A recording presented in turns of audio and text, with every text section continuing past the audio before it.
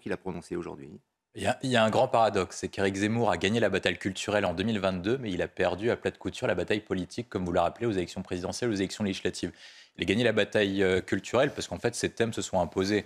La question du grand déclassement est réelle. On l'a vu notamment parce que ça a été repris par François Hollande et on l'a vécu notamment sur le grand fiasco du Stade de France qui a montré en fait toute l'impuissance de la France et même une voie de tiers-mondisation à mesure où la France, cinquième ou sixième puissance mondiale, était en incapacité d'organiser un simple match de foot et qu'on se dirige vers une Coupe du Monde de rugby et des Jeux Olympiques qui apparaissent comme catastrophiques dans les temps à venir. Le grand remplacement, même si moi je ne reprends pas forcément ces termes, s'est imposé dans le débat dans la mesure où en fait même Gérald Darmanin a reconnu que la part des étrangers, notamment dans la délinquance, était très forte et même majoritaire dans certains quartiers. Et par conséquent, en fait, ces thèmes se sont imposés dans le débat public. Et maintenant, la question qui se pose, et c'est le grand paradoxe, c'est comment il fait pour convertir sa victoire culturelle en victoire politique.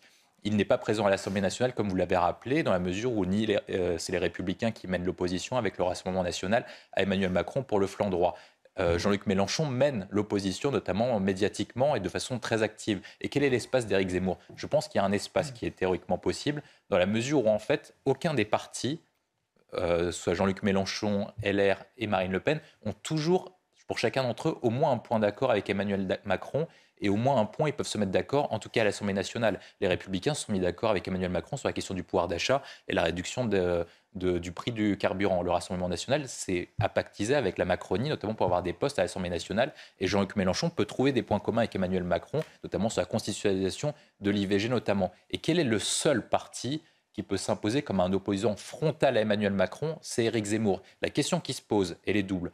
C'est quel moyen d'action concret? Est-ce que ça suffira d'aller dans les écoles et de prévenir les parents d'élèves? Et quel est le moyen politique et stratégique pour y parvenir? Il a rappelé l'exemple de l'Italienne Giorgia Meloni qui pourrait devenir présidente du Conseil. Elle a réussi à le faire en faisant une union des droites de la Lega jusqu'à Silvio Berlusconi. Est-ce qu'aujourd'hui, les Républicains et le Rassemblement national seraient prêts à se mettre derrière Éric Zemmour en vue de la prochaine présidentielle alors qu'il a des très mauvais scores? Je ne pense pas à l'heure actuelle. Et donc, en fait, il doit crédibiliser son scénario de victoire en scénario politique probable.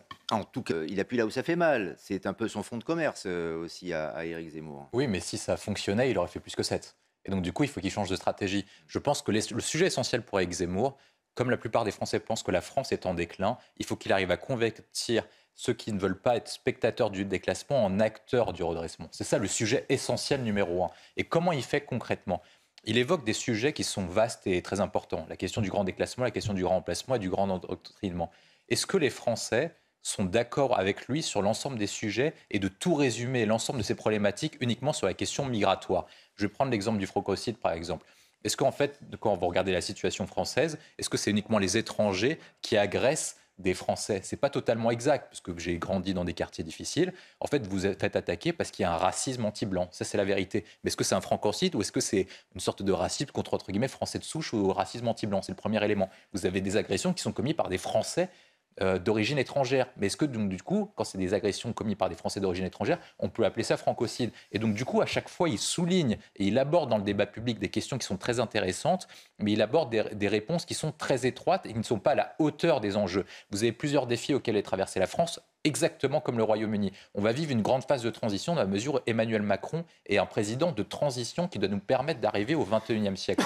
Est-ce qu'Éric Zemmour est en capacité de présider la France dans une nouvelle destinée comme l'a fait le général de Gaulle après la Seconde Guerre mondiale ou comme l'a fait Napoléon Bonaparte lorsqu'on a fait la transition de l'Ancien Régime jusqu'à la République? Est-ce qu'Éric Zemmour est cette personne-là capable de le faire? Est-ce qu'il est capable de faire exister la France au sein de l'Union européenne? Est-ce qu'il est capable de faire exister la France dans un conflit entre la Chine et les États-Unis, d'ordonner son lustre, son lustre diplomatique, de faire exister notre puissance? Et quelle est sa logique pour nous permettre un grand redressement économique, notamment pour concurrencer l'Allemagne et aborder tous ces différents enjeux? Et je pense que sur toutes ces questions, lorsqu'il résume uniquement à la question migratoire, il perd des voix parce que les Français savent que la question migratoire est très importante, mais ne permettra pas de résoudre tous les problèmes auxquels est confronté le pays. On continue. Cherche à l'avenir si d'aventure il pouvait se passer quelque chose au niveau de l'Assemblée Oui, mais nationale je vais lui et poser au la même niveau de question l'État. qu'Éric Zemmour, une alternance, pourquoi faire? En fait, concrètement, si Marine Le Pen arrive au pouvoir, est-ce qu'elle changera la politique migratoire menée par Gérald Darmanin?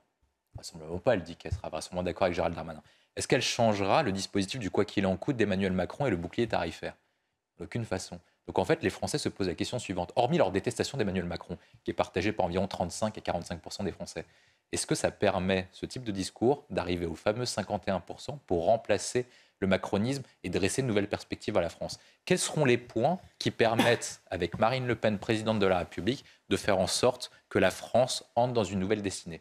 Quels sont les points qui permettent aux Français d'aller mieux et de boucler leur fin du mois? Quels sont les points qui permettent de restaurer la sécurité et l'ordre concrètement? Quels sont les points qui permettent aux Français d'être en sécurité à l'école et que l'école ne soit pas un territoire perdu de la République? Comment elle fait concrètement, Marine Le Pen, pour vaincre l'islamisme par rapport au cadre qu'elle s'est nouvellement conçu? Parce que si Éric Zemmour... Donc on ne change rien alors. Moi, je pense qu'Éric Zemmour a raison sur un point, c'est qu'en fait, pour vaincre le macronisme et pour mettre une rupture à Emmanuel Macron, il faut être radical. François Mitterrand l'emporte après des années de gaullisme en étant radical par rapport au général de Gaulle pour permettre une nouvelle alternative, ce qu'il appelait changer la vie. Mais aujourd'hui, Marine Le Pen s'est tellement normalisée qu'on ne voit plus concrètement quelle serait la différence concrète avec Emmanuel Macron. Vous allez me dire, oui, elle sera peut-être plus horizontale et peut-être plus sympa avec les gens, mais c'est pas en étant plus sympa avec les gens qu'on va permettre à la France d'entrer dans une nouvelle destinée. On a déjà donné 2 mandats de Jacques Chirac pour ça, avec un président qui était très cool, mais la France a coulé concrètement. Non, les Français se posent des questions existentielles. On vit en crise économique, on va vivre une crise énergétique, on va vivre éventuellement une crise financière, éventuellement une crise monétaire.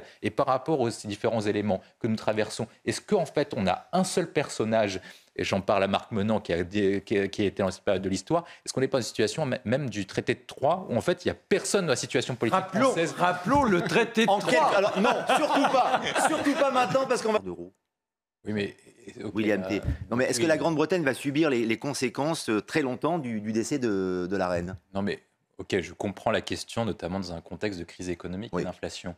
Mais est-ce que la reine, pendant 70 ans, n'a pas apporté plus au Royaume-Uni que les 7 milliards d'euros éventuels de coûts de ses funérailles? Il faut rappeler que la reine arrive, lorsqu'elle monte sur le trône il y a 70 ans, elle fait face à Winston Churchill. Elle doit négocier avec Winston Churchill, c'est-à-dire qu'elle fait face à un monument historique, pas uniquement britannique, mais mondial. Elle arrive à discuter avec Winston Churchill, elle arrive à accomplir la prophétie de Winston Churchill qui disait qu'elle allait ouvrir une nouvelle ère, comme la première ère élisabéthienne et l'ère victorienne. Elle a réussi à le faire. Et donc, est-ce qu'elle ne mérite pas ça? Et je pense qu'en France, et notamment dans les pays européens, on a perdu la volonté de sacrer. Et si on ne veut pas finir comme la chancellerie allemande, qui a abandonné tout sentiment et tout symbole et toute puissance du sacré, on devrait se poser ce type de questions plus souvent. Par contre, si on veut retrouver notre ADN, notre origine, nos traditions, et savoir qu'il y a des choses qui sont plus importantes que l'argent, l'économie, et que le symbole, le sacré, la transmission est importante, les Britanniques, je pense, accepteront de payer les 7 milliards d'euros. Elle le mérite sans doute.